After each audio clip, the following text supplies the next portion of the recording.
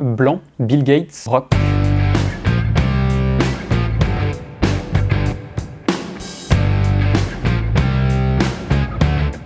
Mon métier, c'est développeur web full stack. Donc, développeur web, ça veut dire que je construis des sites web. Et full stack, ça veut dire que je fais à la fois la partie front-end, qui correspond à la partie client, et donc au site qu'on va voir qui va s'afficher sur le navigateur. La partie back-end, qui correspond à la partie serveur, et donc à l'affichage des données. Donc, si je prends un exemple basique, ça va être quand tu arrives sur Facebook, bah voilà, tu as ton écran qui est bleu et tout, ça c'est le front-end, c'est où est ce bouton, quelle est la couleur de ce bouton. Et le back-end, ça va être que tu arrives sur Facebook, et c'est ton mur qui s'affiche, c'est tes données, c'est tes photos, c'est tes amis. Mais si quelqu'un d'autre se connecte, ce ne sera pas les mêmes données. Et donc ça va être la partie serveur qui va gérer ça. C'est une idée reçue qui est à la fois vraie et pas vraie. Les personnes qui, pendant leur enfance, ont passé énormément de temps devant leur ordinateur, se sont dit qu'elles allaient en faire leur métier, et donc elles ont fini par devenir développeurs. Forcément, ces personnes-là ont ce côté geek parce que c'était dans leur enfance. Mais il y a aussi énormément de personnes qui ne sont pas du tout geeks et qui choisissent de devenir développeurs. Du coup, eux, ils ne se prêtent pas du tout aux préjugés du geek.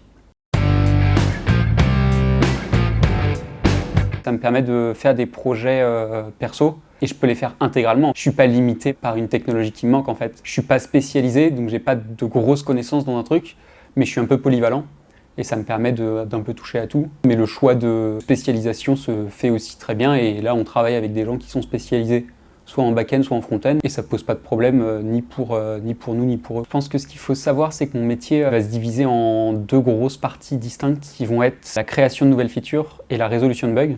Et ce qui est génial, c'est que ces deux parties sont complètement indépendantes, mais qu'elles sont toutes les deux super passionnantes. La création de nouvelles features, en fait, l'objectif, ça va être de rendre vivant ce que toute l'entreprise attend, en fait, c'est-à-dire qu'il va y avoir tout un process avec toute la hiérarchie de l'entreprise qui va dire, voilà, on voudrait ça va passer par tout un process, ça va être validé.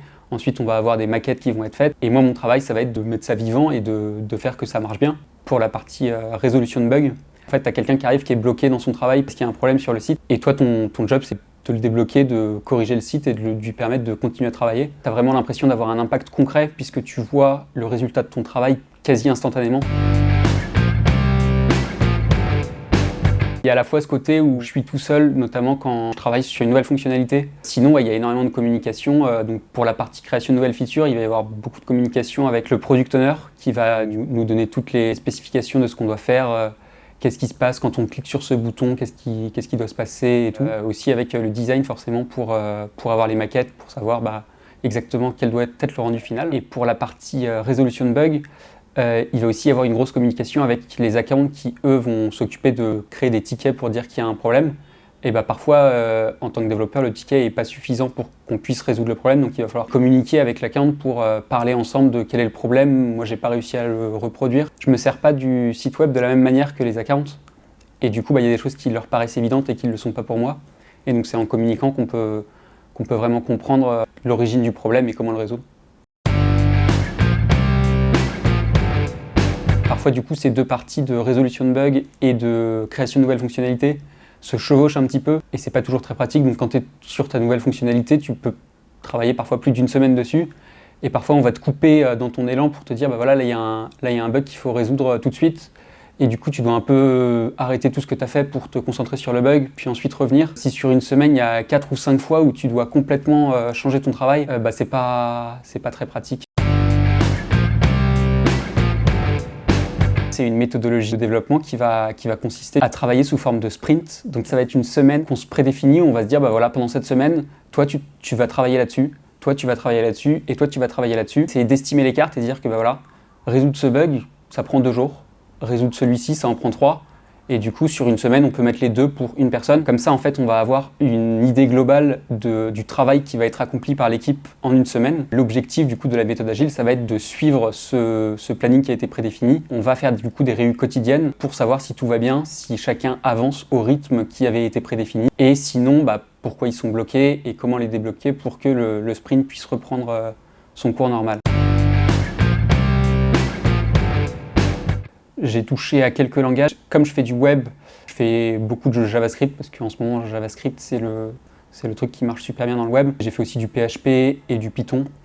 Moi, j'ai quand même choisi de faire un peu de langage à côté parce que je me suis dit que Ce serait bien pour moi d'avoir une base dans différents langages. La connaissance du code est super compliquée. Il y a des milliers de langages qui sont différents. Il y a 2 méthodes. La première méthode, c'est de se spécialiser dans un langage et de le faire à fond et de devenir un pro de ce langage pour avoir une compétence qui est inégalée dans ce langage. Et il y a l'autre méthode qui consiste à un peu toucher à tous les langages, mais du coup à être moins performant dans chacun des langages. Mais ce qu'il faut savoir, c'est comme quand on apprend une langue, en fait, 2 langages vont être différents et donc oui, il va falloir réapprendre de zéro.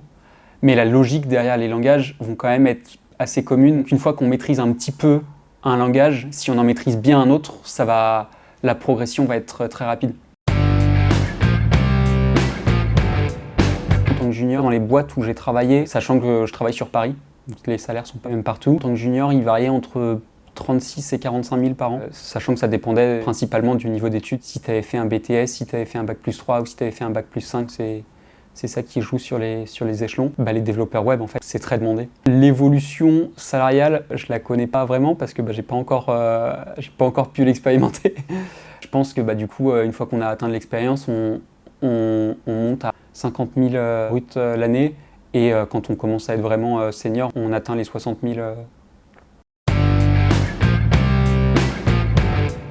Quand j'étais plus jeune, je savais pas vraiment ce que je voulais faire en fait. Tout ce que je savais, c'est que j'adorais les maths. Et du coup, j'ai fait toutes mes études en me disant, j'aime les maths, c'est bien les maths et je veux faire des maths. Du coup, je me suis dit que je pourrais m'orienter vers le travail sur la finance. C'était une vague idée et j'étais vraiment pas sûr. J'ai fait un bac scientifique et après ça, j'ai fait 2 ans de prépa.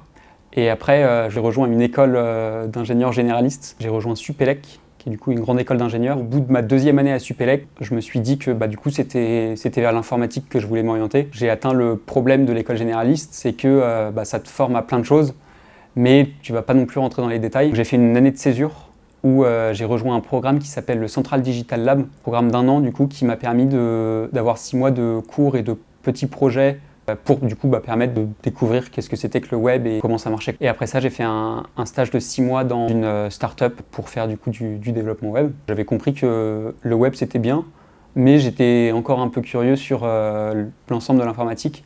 Et donc j'ai fait une année de spécialisation en cybersécurité. À l'issue de ces 6 mois, j'en ai déduit que du coup entre la cybersécurité et le développement web, je m'orientais plus vers le développement web. Et donc j'ai fait un stage de fin d'études dans une start-up pour faire du développement web. Après ce stage de fin d'études, j'ai rejoint la boîte que j'ai actuellement, toujours en tant que développeur web. Travailler dans un grand groupe, en fait, c'est super long parce qu'il y a toute une démarche administrative qui va être qu'au moment où tu démarres un projet, il va falloir valider toutes les technologies auprès de l'administration parce que il peut y avoir des risques et tout. Alors que dans une start-up, c'est direct, on te dit tu penses que c'est ça qui marche, vas-y essaye et puis on verra bien si ça marche ou pas. Et c'était plus cet aspect-là qui m'intéressait.